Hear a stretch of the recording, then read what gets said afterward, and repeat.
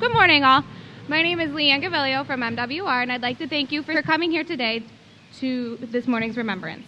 MWR and HDIFC are very thankful for Callie Sackrider from Harper Creek High School joining us to sing our national anthem, our leaders taking their time to share with us, as well as the honor guard from the 110th Attack Wing. After the colors are posted, Callie will sing the national anthem, and you may too. At the end of the national anthem, we will observe a moment of silence. Color guard, post the colors.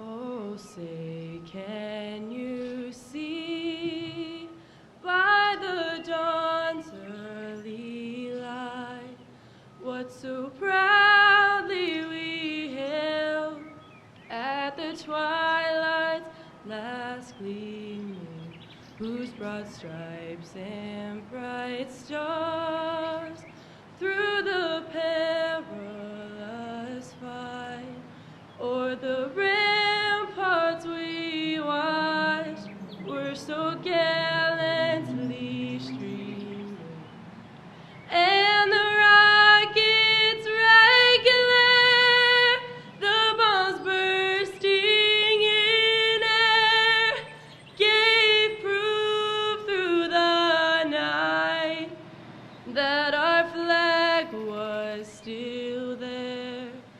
Oh, say does that star-spangled banner yet wave o'er the land of the free and the home of the brave?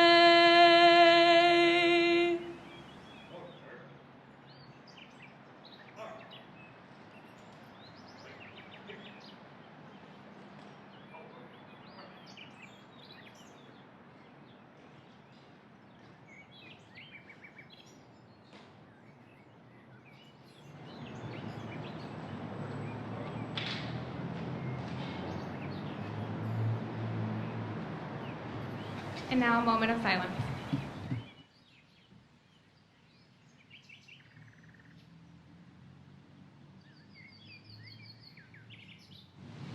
Thank you. We asked 3 people to make remarks this morning. Bill Jerome of DLA Installation Support, J6 Mayor, Mr. Ray Zingaretti, and DLA Disposition Services Director, Mr. Cannon. Thank you for coming to remember all those that have Bill Jerome, the acting installation support director here at Battle Creek. The question was asked for these remarks, where were you September 11th of 2000? I think each of you right now can remember like it was yesterday with a picture in your mind. Just as I spoke and I saw the photos walking in, it still just seems as the plane crashed in, again, just like it was yesterday. So in 2001, I was newly married, finishing last semester in engineering school at Michigan Tech University in Houghton, Michigan.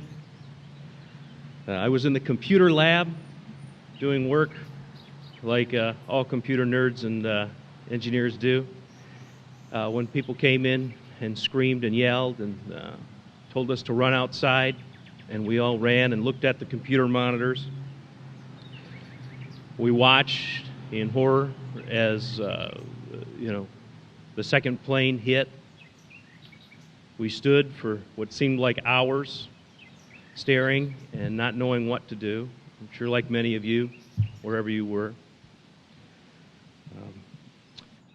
And then it was time for class. We went to class and we were all, I think like everybody, we were all in shock.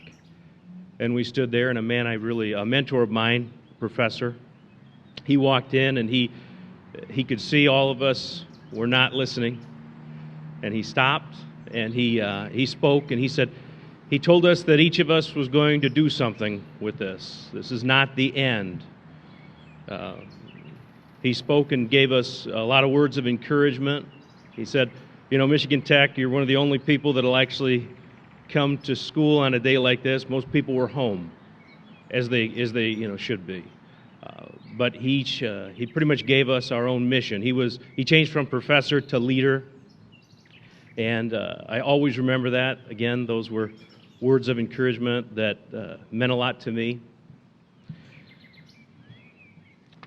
I think right now, all the things that have happened through the years since, I think the most important, we ended up, from that particular incident, my wife and I both joined the Department of Defense in December. We signed our letters and moved forward from there. I don't have a courageous story other than, I think, working and each doing our small part every day. I think each of you here did your small part every day. Some of you did large parts. Some of you did a lot of heroic things. I always think of the first responders that ran in and lost their lives. There's been several times after that. I've watched people run into things, and it is amazing. I've done, again, the small thing, doing engineering work. But I'm going to charge you each today to continue on. I know we just had two large, huge hurricanes come through. We each have, I think a lot of you are probably involved in your churches, in your homes, even here at work to respond to that. So what small thing are you going to each do today, this week, and coming forward? So thank you for that time.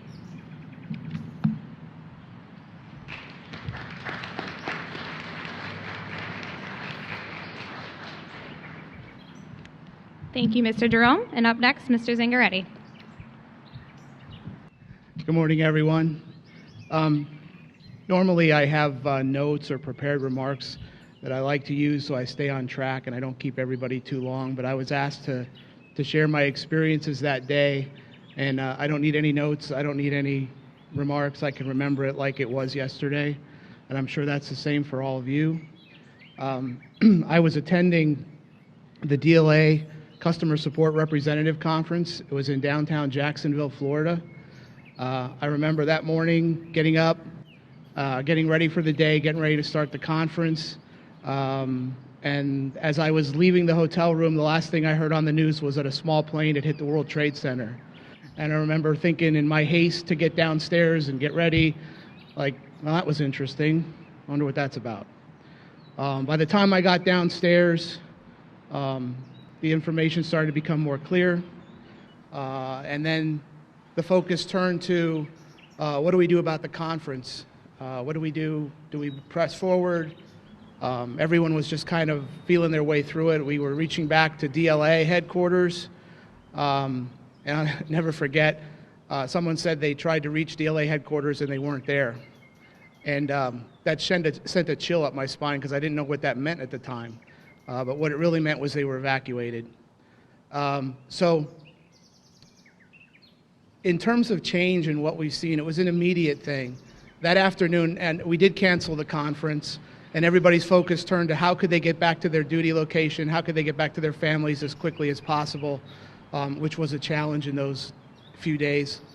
And I remember being up on the roof of the hotel where they had a pool and some chairs, and some people were gathered up there, and you were in a major U.S. city around 1 o'clock in the afternoon, and you could hear a pin drop.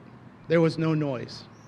And that was the first I realized that we had entered a new era in our country. And then as we headed back, things started out, it was like, well, you can't take your rental car. It's only a local rental. You can't do that. And then within 24 hours, the rental car company is saying, hey, do whatever you need to do. Just drop it off at a major airport and we'll take care of the rest. And you could start to see how things changed. And as we were driving back across the country from Florida, the one thing that hit me in a clear blue skies that week, it was much like this week, there were no contrails in the air. There was no sound of jets in the air. And again, you realize that you were in the new normal. And what I sensed over the years is that, and we've talked about even last year here about the generation that's coming up 16 years ago, so kids, juniors in high school and lower were not born when this happened. And we talked a lot in those days about the new normal, and it's not the new normal anymore, it's just normal. And the other thing that I would say is that the folks that chose to do this to us may have felt they were making a point. They certainly underestimated our resolve, they underestimated our resilience, and they underestimated our ability to move into a new normal and maintain that normal. As an example, the kids that are traveling today with their parents, TSA was something that always existed in their life. We didn't have TSA before 9/11, but now we have TSA and we consider it to be normal.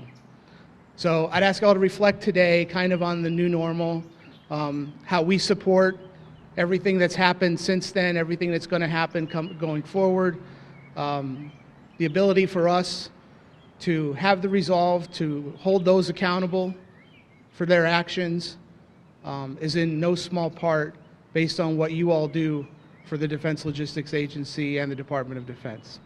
So, thank you.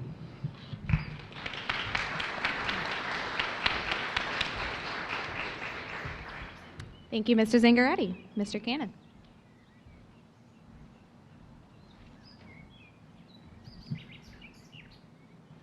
Everyone here very likely remembers where they were when, except the young lady that was singing our national anthem.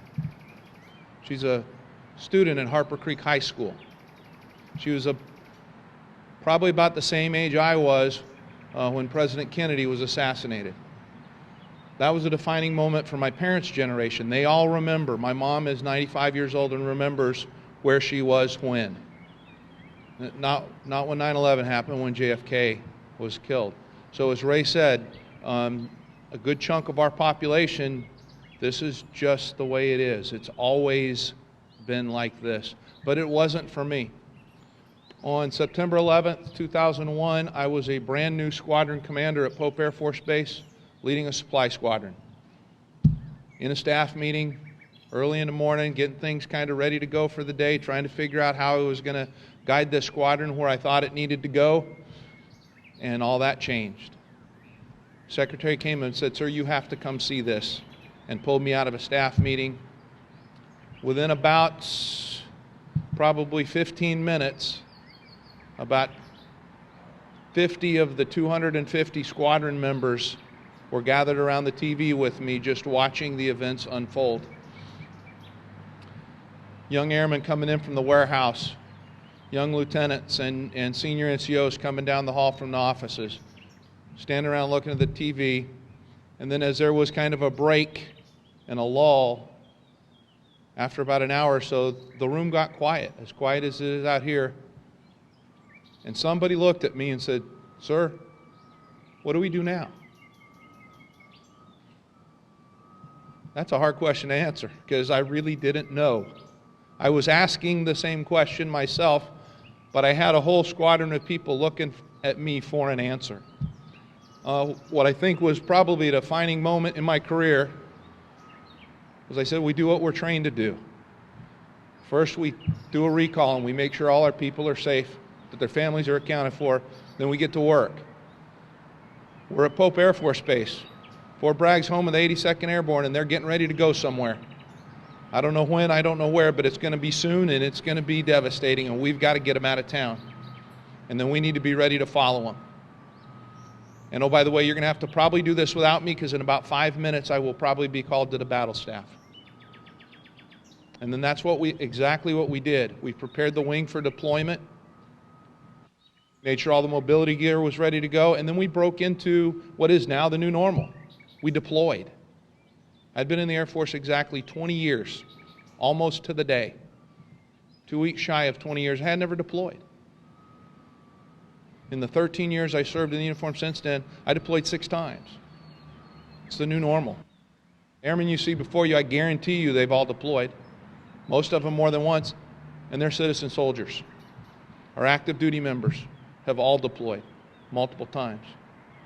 And why do we do that? Because people like those terrorists that took down the World Trade Center, that hit the Pentagon, and that crashed in that Pennsylvania field cannot destroy this nation.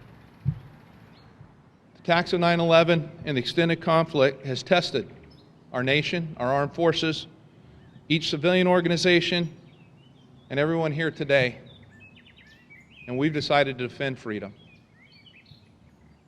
We need to remain a united people, willing to serve, caring for each other at home, helping others abroad, and going where duty calls, to remain one nation, indivisible, under God, willing to make sure our adversaries fail and we win.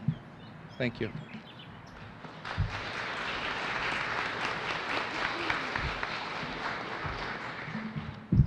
Thank you, Mr. Cannon.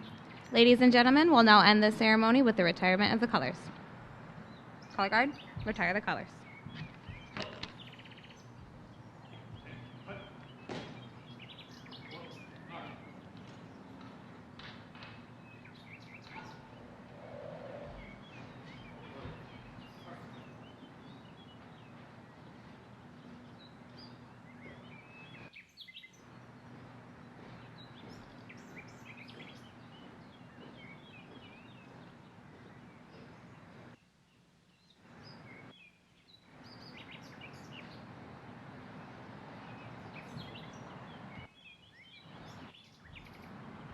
Thank you again for attending today, everyone. Have a good rest of your day.